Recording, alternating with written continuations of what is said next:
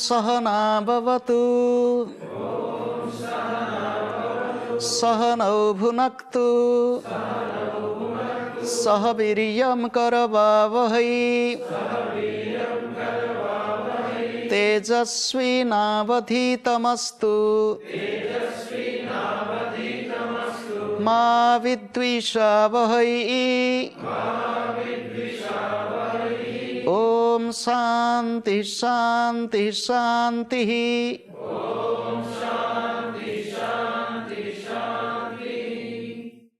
The comparison between the traditional way of teaching and modern education system.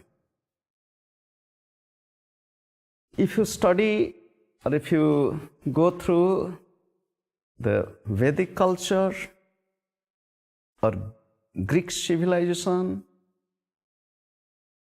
or even if you go to Christian tradition, as Jesus lived, you will find there was a very close and intimate relationship between the teacher and the student.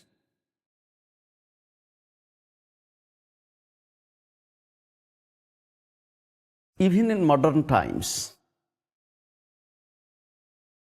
where we live at present,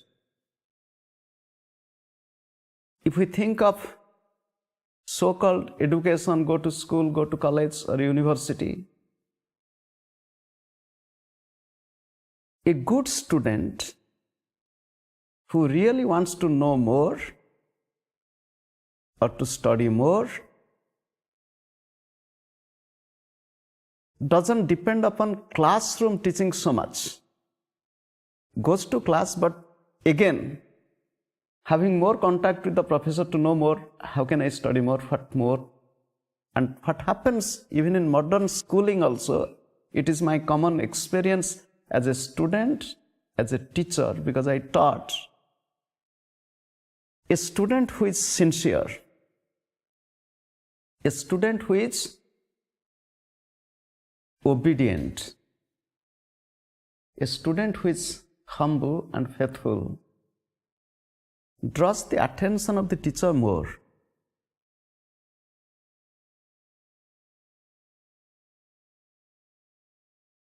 We are in Gurukulam. We are staying here together to give a little bit taste how they lived during those days and how should we live at present times. It is not school education or university education, it is more spiritual education. In spiritual training, what should be our outlook, our conduct, our behavior, our attitude? It is really to be thought of.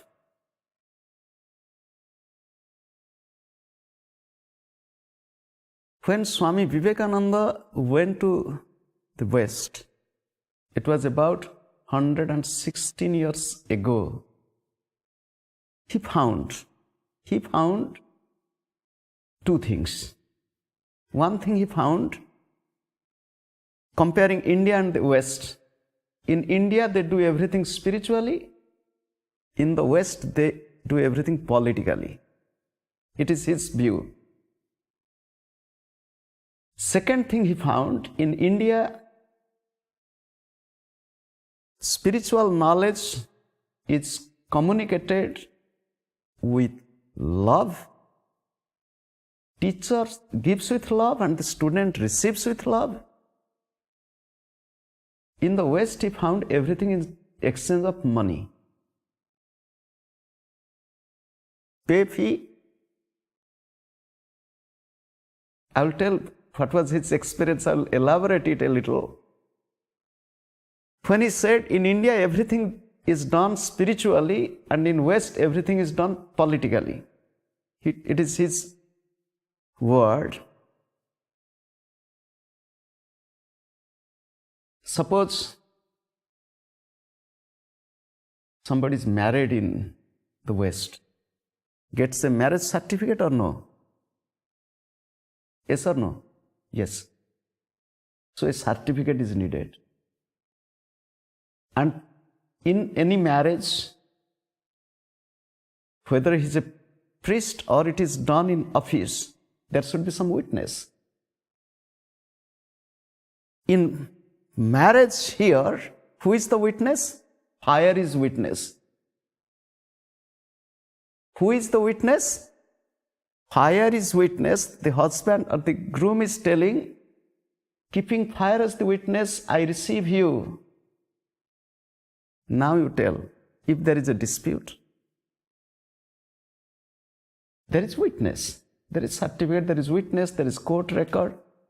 You can say it is there. Here if you tell, who is the witness? Fire is the witness. Now tell me, can you bring fire to the court? Because there was no need of court. It is trust, it is faith, it is love. So that is why I told you the example which Swami Vivekananda gave. In the West, things are done politically, and in India nowadays the same thing is happening. India has imitated the West a lot. Now also marriage in the court, registration, witness, along with traditional way of marriage, both are going on.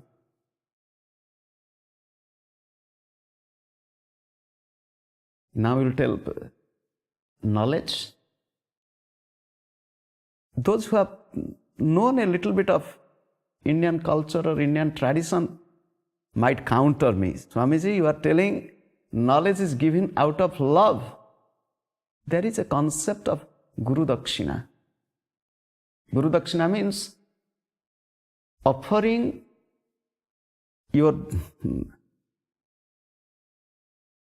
how to say, offering something to the Guru out of love as a token of your gratitude because you have learned something from somebody. It is known as Guru Dakshina, offering to the teacher. And when it was offered, not in the beginning, usually at the end. In Gurukulam, when the teacher and students were living together, student has finished his study. After study, the student was going and asking, my teacher, oh adorable sir, what can I offer you? You have given me so much. Okay? There is also exceptional stories where the teacher said, first pay me. There is Shukadeva and Janaka. Janaka was a king. Although he was a king, he was highly evolved. He was most of the time beyond body consciousness. He was a king, he was ruling the kingdom. Because of his high state of spiritual experience, he was known as Videha, beyond body. Janaka. He was a king. Vyasadeva, about whom we discussed earlier, the editor of the Vedas, the author of 18 Puranas, the author of the Mahabharata, the author of the Bhagavad Gita, the author of Brahma Sutra, the author of the Bhagavatam Mahapurana, and so on. Vyasadeva, he was married. His son, Shukadeva, who was really highly evolved spiritually from before his birth, he will tell. I'll not go to Shukadeva too much to deviate from our discussion. He sent Shukadeva to study. Near whom? Near King Janaka. Shukadeva asked, what are you doing? He's a king. I am a brahmachari. And I am to go and study near him? He said, yes. Father is sending. You can teach me. You know so much. He said, no, you should go to him. Remember, father cannot be a good teacher of his own child. A doctor usually doesn't treat his own family member. You can imagine why. Because here there is emotional bonding. There is a different relationship.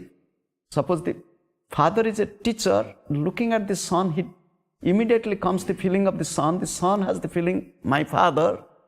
So teacher-student relationship cannot be established. If the teacher is to be tough, strict, he may not be with the son or the daughter. So, however, he said, you go there. When Sukadeva approached Janaka, Janaka said, Sukadeva, first give me Guru Dakshina, then I will teach you. Then I will tell you. He said, what, you have not taught me? Before teaching, you are asking me Guru Dakshina. He smiled. He said, Sukha, listen, once I teach you, at the end of teaching, there is no Guru, no disciple. That means, at the end of teaching, you will have that ultimate experience. At that time, neither I am existing nor you are existing. So at that time, who will pay Guru Dakshina to me? There is a story in Greek tradition. The story is, it was many centuries before Christ. There was a teacher, he was a teacher of law. You can say he was the best teacher of law in Greece during those days. And during those days, just like Socrates, Aristotle, disciples were staying with the teacher and studying. So a student came and he wanted to be his disciple. He said, I'll welcome. They were testing whether he's really befitting one, worthy one or not. He said, yes, I'll teach you. Can you really teach me? He said, I will teach you. Can you really make me efficient in law? He said, sure. I will make you efficient in one condition. He said, what is the condition? You have to pay me 100,000 gold coins after you finish your study. He agreed. 100,000 gold coins. He said, look, you said me that I will be efficient one, but how to know that I am perfect? I have learned and you have taught me enough. He said, look, the proof of your perfection or proof of my good teaching, that in the first case, which will take, the studying law, going for legal conflict, in the first case, you will win. He said, thank you. Now he studied for a few years and he taught so beautifully. At the end of education, he said, I have taught you everything. You are proficient in law. He said, thank you. He said, then pay me Guru Dakshina. 100,000 gold coins. He said, thank you, I have nothing to pay you. I have nothing to pay. I don't owe anything from you. Teacher said, what? You studied so many years, I thought you were telling nothing to pay. He said, yes, I have nothing to pay. You can do whatever you want. Now, the teacher went to the court and lodged a complaint against his own student. And now the court case, the judge is sitting. The teacher is this side, the student is this side. You can imagine in a court. The judge asked, young man, your teacher has a claim suit. He is claiming 100,000 gold coins from you. You have studied near him, isn't it? He said, yes. And there was a condition that you have to pay. He said, yes. But you should pay. He said, no, I have nothing to pay.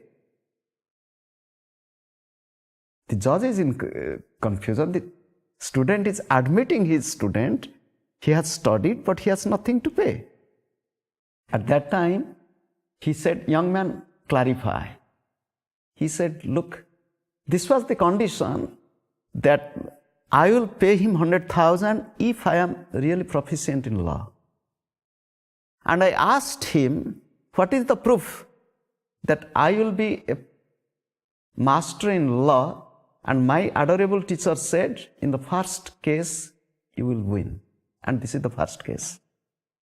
If I am defeated in this case, that means my teacher wins and I have to pay 100,000. There is violation of condition. That means the condition which he gave, that in the first case I would win, I have not won. So I have nothing to pay. And if I win, my teacher is defeated, his claim suit is null and void, I have nothing to pay. Because he claimed 100,000, now he is defeated, I am winning, I have nothing to pay. If he wins, I have nothing to pay. If he doesn't win, I have nothing to pay. Do you know what happened? The teacher and the student hugging each other in the court, having tear in their eyes. Beautiful teacher, befitting student.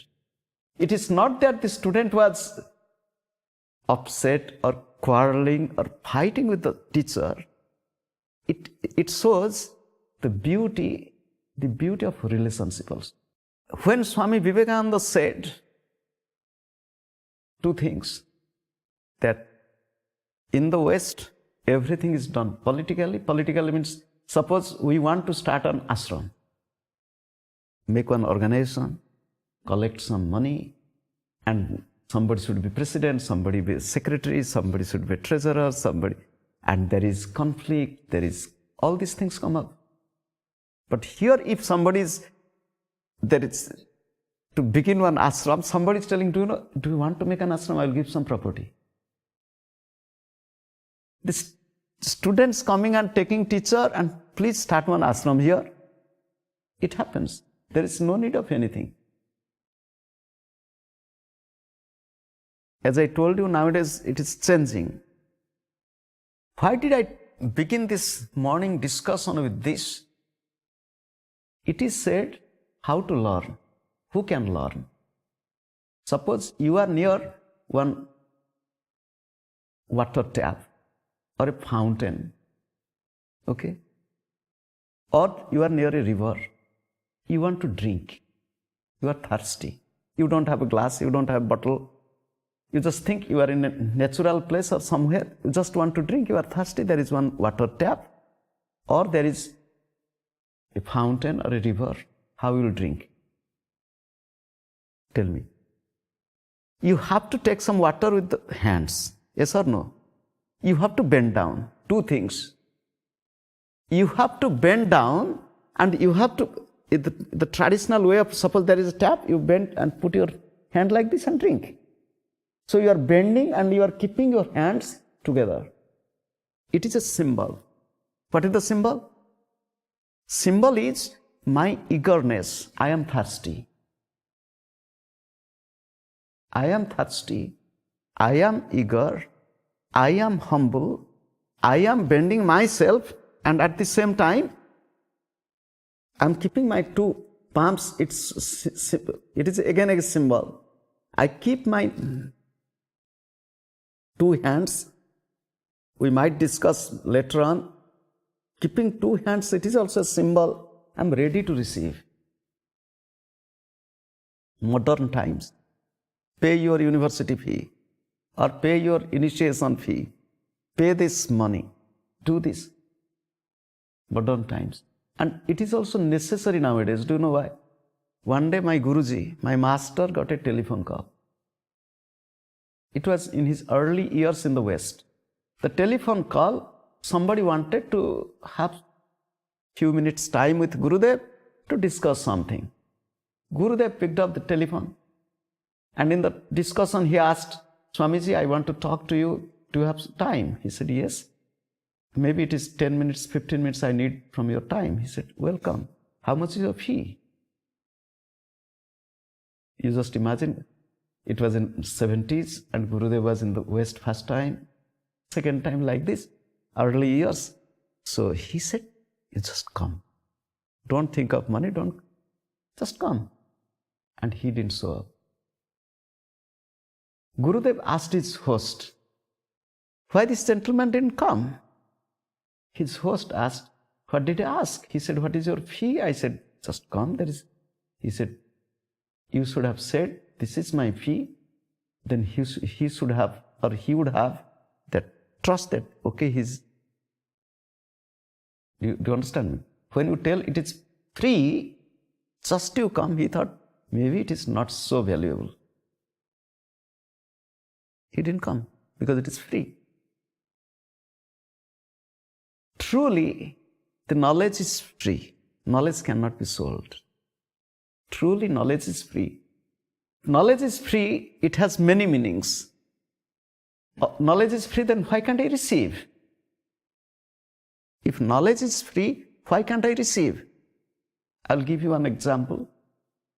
Few years ago, in Olympic Games, from Suriname came one young man, one country, one athlete. And he came and he won one gold coin or gold medal and went back. You just imagine, even USA or China or Russia, they get, or Germany, they get, or UK, Australia, they get good number of gold medals, silver, bronze. But if you think of the number of athletes participating and number of medals, here is one person coming, one medal, 100% success. Somebody was curious and they asked this athlete, you came just one person, you participated in one event, you won one gold medal. How is it possible? He said, I knew from the beginning I'll win. He said, how? He said, I've mastered. He said, how could you master? And who was your coach? You know, athletes, they have their coach also. There is lots of money spent. He said, fish is my coach. What? Fish is your coach? He said, look, my grandfather was a fisherman. He used to go and catch fish going in the boat. And he used to take me as a little boy in the boat. And one day, when fish is in the boat, fish jumped from the boat into water. And my grandfather said, look, how the fish is jumping. Can you jump like that?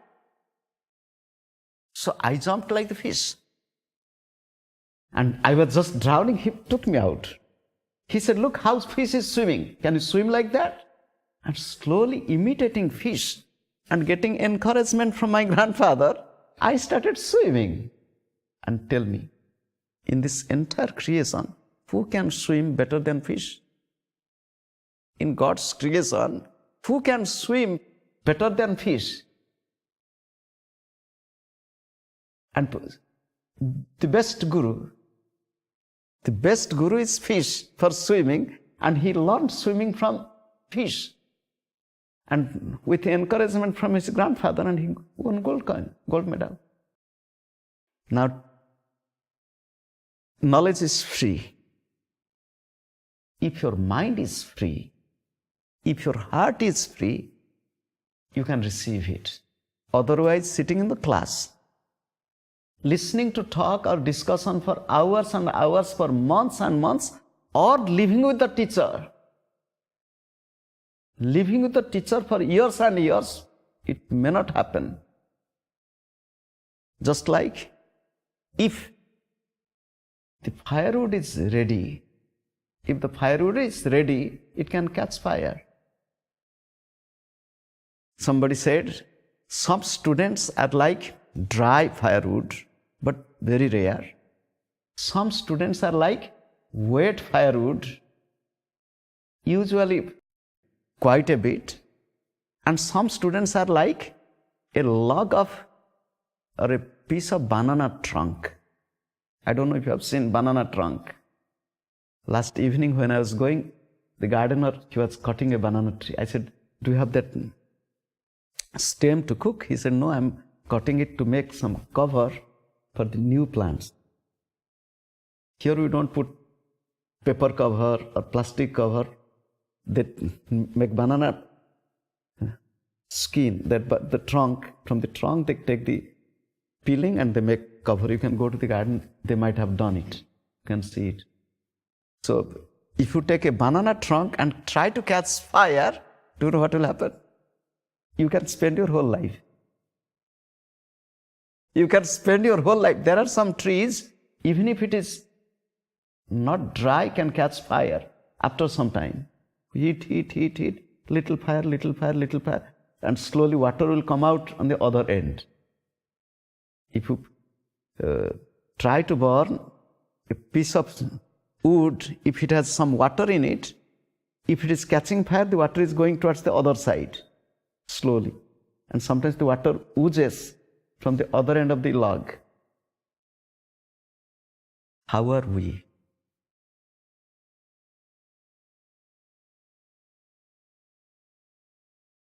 In the traditional way of teaching, the student was trying to see, is my teacher worthy? The teacher was also trying to see if my student is worthy.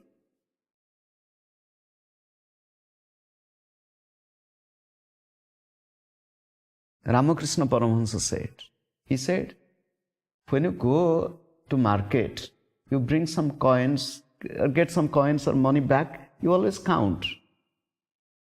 And sometimes you see when the coin or money is genuine or it is counterfeit, fake. You see, if you go to the market, you count money to see it is enough or it is right or not. And when you go to a teacher also to study, you should see. You should see. Don't accept so easily. Do you know what happened in modern times? In the ancient time, the students were going to the teacher. And before they go, they knew about him, they heard about him, or the parents told. Nowadays, the teachers are going to the students. Okay? In the past, the students were advertising the teacher. I went to him, I studied, he's nice. Modern times, the students are not advertising so much, the teachers are advertising. I am here. Big poster, big advertisement. Why? Age has changed, time has changed, what to do? I'm not telling anybody is responsible, it is the virtue of this time. It is the virtue of this time, marketing. Marketing. Now, when a student is coming, why I am telling, you have accepted the path of yoga, or in specific, path of Kriya Yoga. You should know, really, I am qualified or not.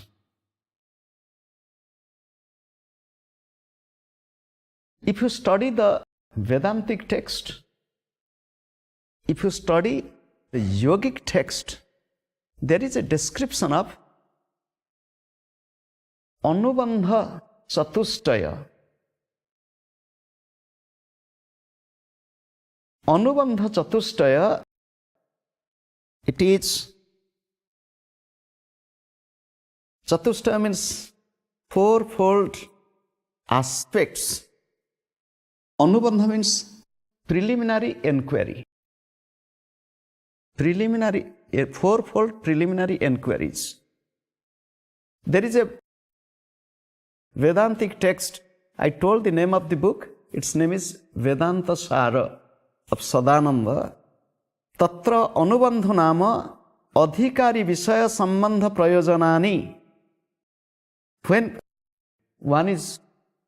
the teacher is trying to see whether my student is qualified or not, or should I teach it or not, at that time this Anubandha Chatustaya comes.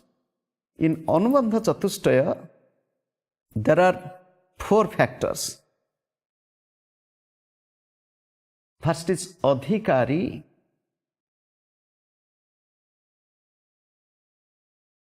Adhikari means qualified student.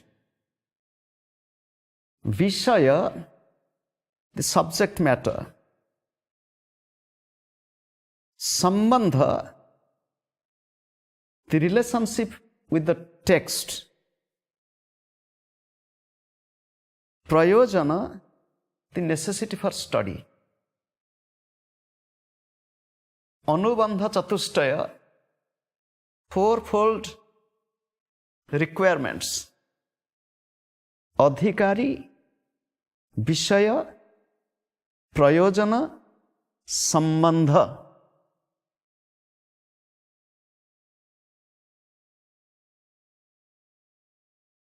Adhikari,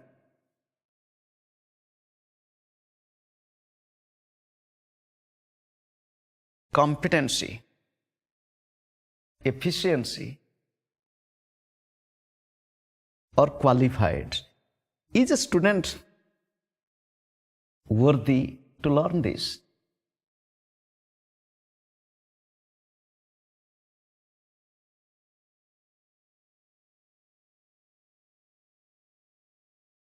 Think of yourself. Many times we think, oh, I have learned so much. Can I not know this? Adi Shankara, who was born in this country about 2500 years ago, although there are different views when he was born, but he was born about 2500 years ago, traveled on foot from one end to the other end of this subcontinent. India, we don't call it as a country. Geographically, it is known as a subcontinent. It is a small continent because of the size, the language, the weather, the culture, vegetation. They call it as a subcontinent in geography also. In this subcontinent, he traveled from one end to the other end, north to south to north, east to west. He came to Puri also. He lived here, where we are now in this area. He lived only for 32 years of age. Just to think, how many of you are less than 32? How many of us are more than 32? He lived only for 32 years. Not only he traveled just to, you can have some people that are traveling. A monk comes to me. Yesterday he was sitting and talking with me. He has traveled so much, nook and corner of India, almost every holy places, not only India, Nepal, Tibet, Sri Lanka. He has gone and he many times here and there. It is not just traveling. He traveled. He was a reformist. He was a visionary. He was an author. He was a teacher. And Adi Shankara's personality is unique and beautiful. Adi Shankara. Somebody wrote a book, Adi Shankara, a romantic philosopher. He was a philosopher. Adi Shankara one day told his students that today I will teach you some high spiritual truth. You all should be ready in the afternoon for example.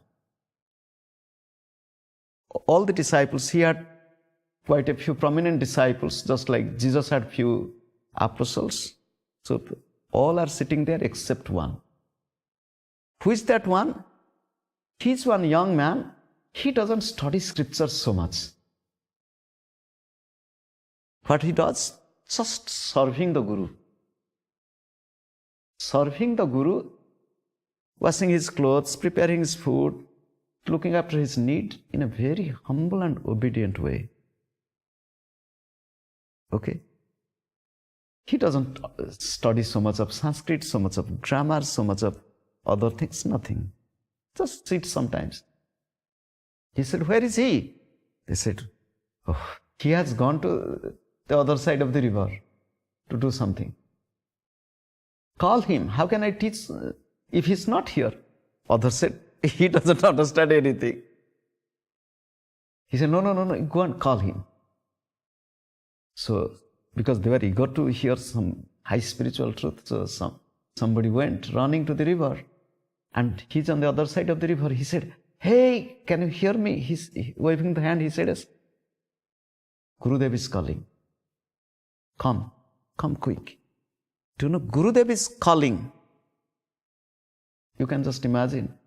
Hearing this, that Gurudev is calling me. How to cross the river? He had no way to think how to cross the river. He just ran into the water. Okay? Do you know what happened? Story is, just like you have read, Jesus was walking on water. And there are some yogic siddhi also. I have not seen anybody walking on water. Neither I have learned it, and I don't want to learn it, but some people trying to fly, trying to levitate. They try. So he just ran into water. And wherever his feet was there was a lotus, and he was just walking. He came walking on water, and below his feet there was lotus blooming. The other disciples saw it because he's not seeing anything. He's not looking at his feet or water. He's just, my Guru is calling, I am going. That's all, nothing else. Not that I'm washing the cloth, I'll go 5 minutes later. Nothing. A moment of just emotional response. He came running, and other disciples saw this with big eyes, and they came in no time. The Guru asked, how could you cross the river? He said, I don't know. The other disciple said, I saw this. On that day, the Guru said, your name is Padmapada. Padmapada means lotus at your feet. From today, your name is Acharya Padmapada. Do you know who was the first Sankaracharya of Puri Pitha? You will inquire and you will tell me. Guru Sushrusaya Vidya. Guru Sushrusaya Vidya, to attain knowledge by serving the Guru. To experience knowledge by serving the Guru. Before we go into these 4, I'll tell another story. The story from the life of a disciple of Sri Ramakrishna Paramahansa. Ramakrishna Paramahansa was a beautiful teacher and very strict also. He was married, but not like ordinary marriage. He had his divine companion, but no physical contact. He had a disciple, his name is Latu, Latu, Latu. Nobody knows where he was born. He looked funny. If you look at his photo also, dark complexion, looking funny. And his monastic name later on was Swami Adbhutananda. Swami Adbhutananda. Ananda means bliss. Adbhuta means wonderful, miraculous. Adbhutananda.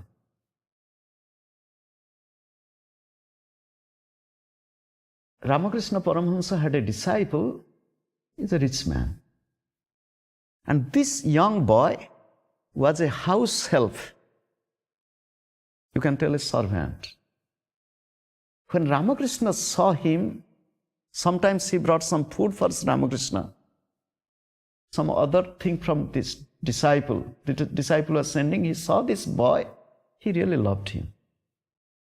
He told this rich man, who is this young man, young boy? He said, nobody. He has no father, no mother, no family, no mother. He's just staying and helping something and living. Seemed to be a tribal boy, born in forest. He said, can you give this boy to me? I want him. Ramakrishna kept this boy. He gave him. And he was also happy to be with Ramakrishna. So Ramakrishna wanted to teach him. What to teach? In the beginning, you have to teach him alphabet. I don't know, in Sanskrit class yesterday what was discussed. You taught Sanskrit yesterday. So, O, A, Ramakrishna said, this is O. Okay? Right? He wrote, tell O. He said, Ka. He said, no, not Ka. Tell O. He said, Ka. Arey, it is not Ka, it is O. He said, Ka. The teacher lost his patience. And the student is stuck with his own state. Okay? He is not moving. Ka, Ka. Finished. I can't teach you. No need for you to learn anything. Go. You imagine what was his education? What was his education? In later period of life, when Vivekananda and his other disciples, they started a big monastery, many young people coming to study. When there was some discussion on Upanishad, some high spiritual or philosophical knowledge, if there is a question or doubt, he used to tell young, brilliant students, you go and ask Latu Maharaj. Latu, he will answer. Others smiled. He said, what? He said, go and ask him. And when they were asking him, he was answering. How come? Just tell me, who never read anything, he could not begin with the one letter, the first letter, O became Ka, and Ramakrishna said, finished. You need not have to study all this. How could you learn all this? It is only thing, just he loved and served. He loved and served without anything, without. In Oriya Bhagavatam, there is a saying, Mu jaku huai sadaya jnana ta hrudaru udaya. Mu jaku huai sadaya jnana ta hrudaru udaya. The meaning is, if I have my loving look on somebody, knowledge just outbursts from the heart of that person. It is not by reading. If I ask you, Ramakrishna Paramahansa, what did he study? He didn't study so much. His study finished with simple arithmetic. He was in primary school. He studied how to read. Now, after learning the alphabet number, after knowing the number, then simple addition, 1 plus 1 is equal to 2. And he said, no, 1 plus 1 is 1. 1 plus 1 is 1. How can it be 2? No. 1 plus 1 is 2. You see, this is one finger, this is one finger, 2 fingers. How many? 1, 2. He said, 1 plus 1 is 1. And he didn't go to school anymore. Neither the teacher understood the student, nor the student understood the teacher. When this teacher is teaching the simple arithmetic, he is speaking of spirituality. Remember, real learning is possible between the teacher and the student when they become one. Real transfer of knowledge is possible when they become one. They become one means harmony in thinking, harmony in love, harmony in acceptance. So when there is that unity, then real learning is possible. Otherwise, no. Latu Maharaj, Adbhutananda. Vivekananda told Latu as Plato. You know Plato? Latu as Plato. He used to call, he never called Latu Maharaj, come here. He said, Plato, the philosopher. And he used to call him Loren. His name was, pre-monastic name was Noren. He can't say no. He said Loren. It is his way of very such loving relationship. They used to scold each other. They used to. One day, Swami Vivekananda made a timetable. They are young monks. Ramakrishna has left his body. So we have to get up at this time, just like we have our own timetable. So this is the timetable we should be strict to follow. So everybody agreed. Latu was not there. So he came and heard about this. So what he did, he had his one blanket. It is his only belonging, one blanket. So holding the blanket in his armpit, at the arm, he is holding this, and he went to Lauren. Lauren, going. Where are you going? He said, look, your timetable I cannot follow. Why? Look, when all will be getting up, I will be sleeping. And when all will be sleeping, I will be sitting. So it is completely North Pole, South Pole. I don't want to make others indisciplined because of me. And I don't want to disobey your disciplinary step, but it is not for me. That Vivekananda, with tear in his eyes, he said, Latu, it is for everybody, not for you. Because he knew that how sincere, how devoted he was to his Guru and in his life. So honest. So, for him, this so-called discipline is not essential.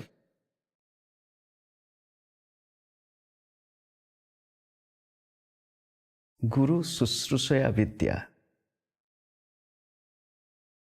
So when we are going to contemplate on Anubandha Chatushtaya, the fourfold requirements, the first is Adhikari.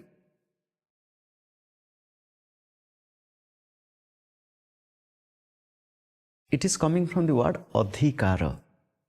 Adhikara means right. It comes from the word Adhikara. Adhikara means right. As a citizen of the country, we have some rights. Okay? Suppose as a disciple, you have some right. And once you have accepted to be a disciple, okay, remember, the teacher has some right on you also. Be careful. Once you have come to spiritual path, once you are dreaming of spiritual path, once you are thinking to live a spiritual life or to have the taste of spiritual living in ashram, so once you have come to this course, you have some right.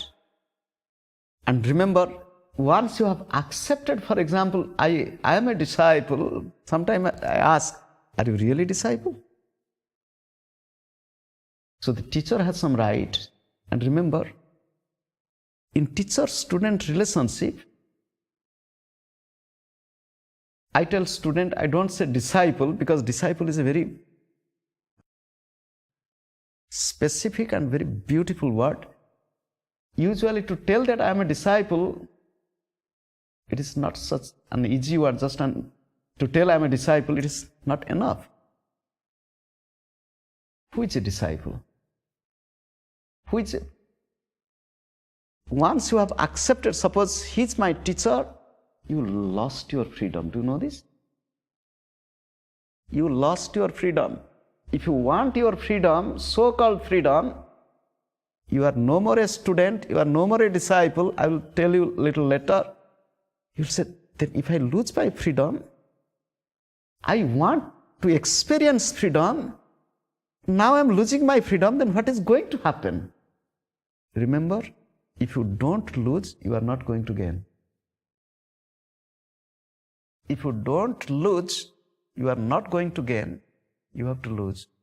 We'll discuss in the next class. Close the eyes.